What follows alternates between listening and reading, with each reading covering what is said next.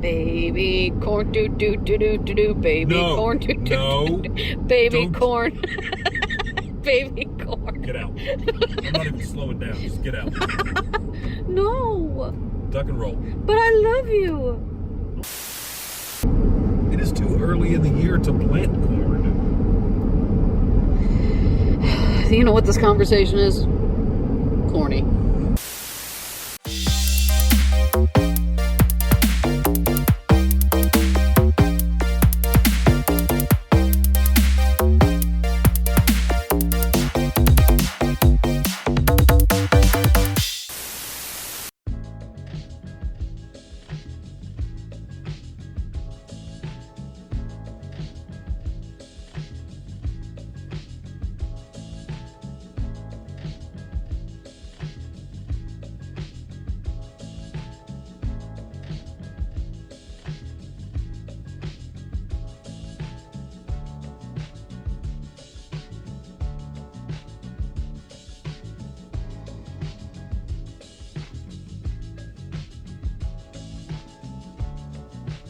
Hello, and welcome back to Dead Mall Date Night. I'm your cruise director, Kristen, and this is the Logansport Mall in Logansport, Indiana. When we first approached this property, we were worried it was closed. From the street, there are absolutely no signs of life, with the only entrance to the mall that's open being toward the back side of the property. Only the label scars of empty anchors and an abundance of peeling teal paint are there to greet you.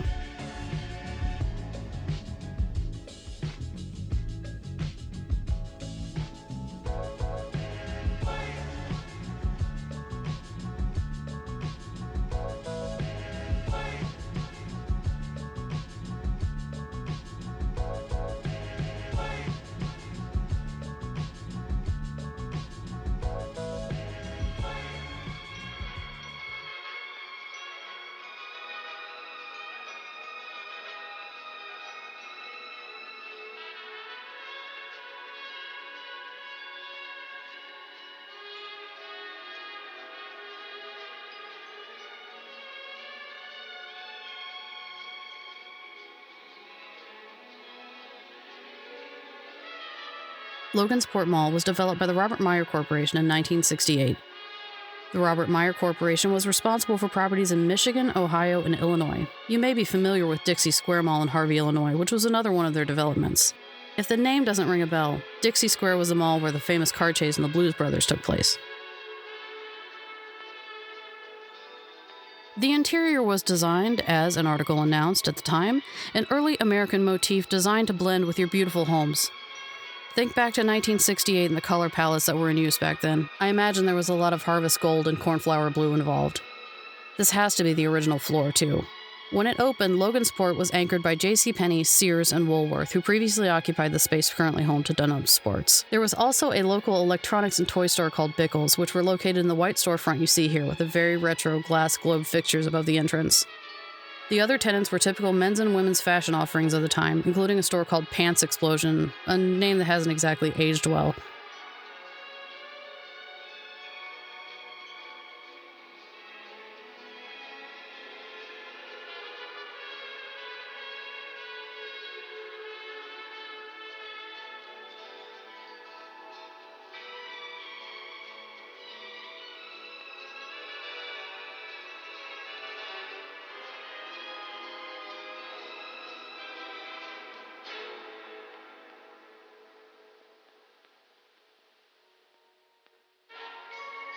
I really like these rides in the center court because when I was a kid, every Kmart had that chintzy little merry-go-round.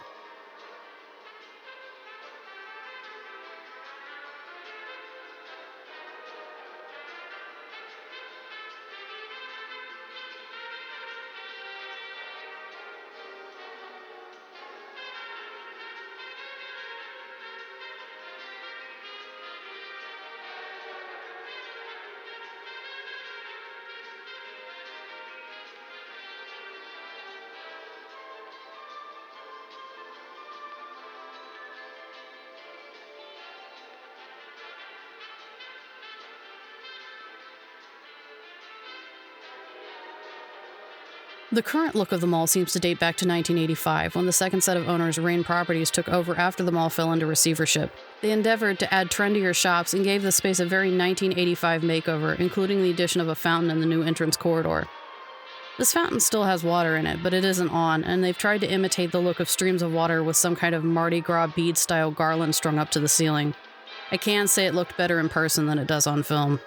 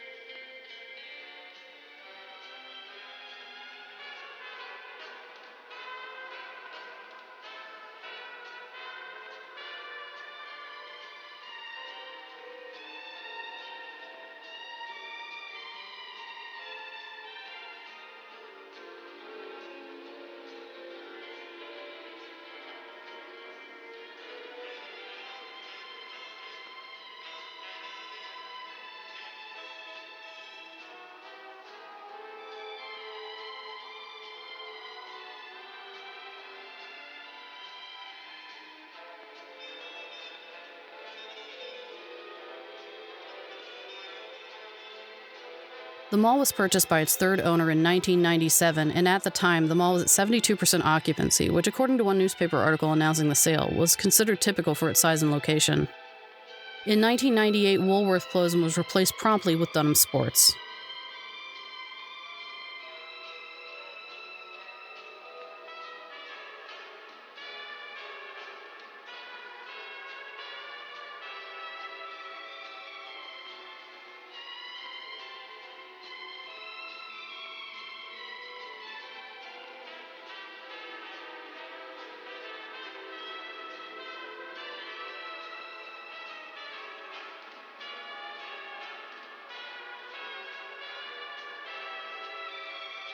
This mall has got to be home to the most untouched vintage storefronts I've ever seen. A lot of the little touches, like the light fixtures and the use of so much wood, are not things that are included anymore. I haven't said this in a while, but they don't build them like this anymore.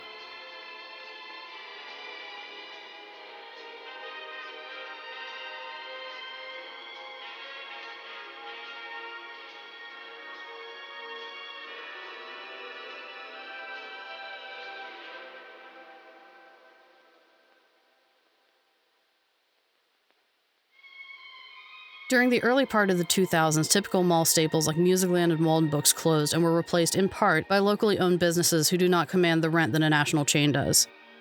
One report from 2015 states that the only businesses left in the mall after Sears' closure was Dunham's, G&C, and JCPenney, who would go on to close their location in 2017.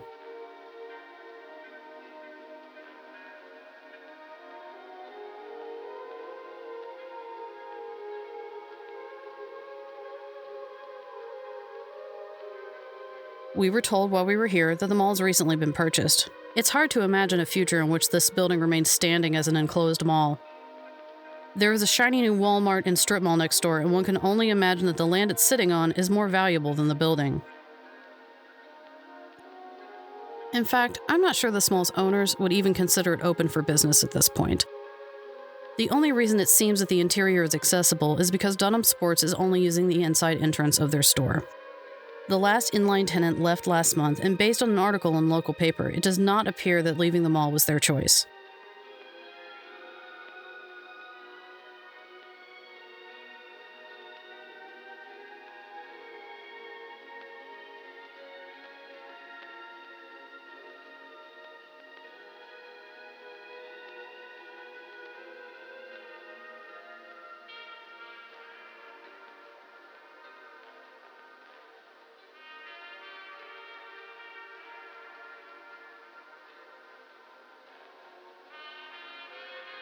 The mall was just purchased out of receivership by its 7th owner in its 51-year history. I would love to have seen this place in its prime. However, I am grateful that I was able to see it when its future is uncertain and time has been unkind to its structure.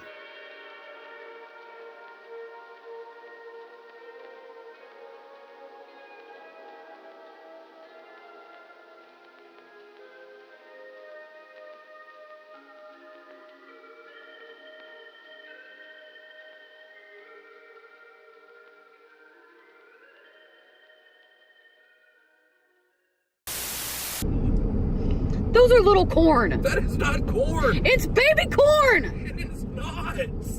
I swear to you, it is not. We've also got a nice crop of tiny barns.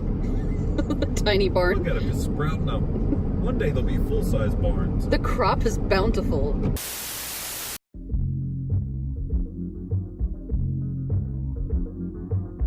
Thanks for watching. Now that summer is here, we should be up and running to provide you more content more often. Thank you to all 800 of our subscribers and to everyone in the Dead Malls of Discord family. I'm Kristen, my co-pilot is Ron, and we are Unicom Productions. We'll see you next time.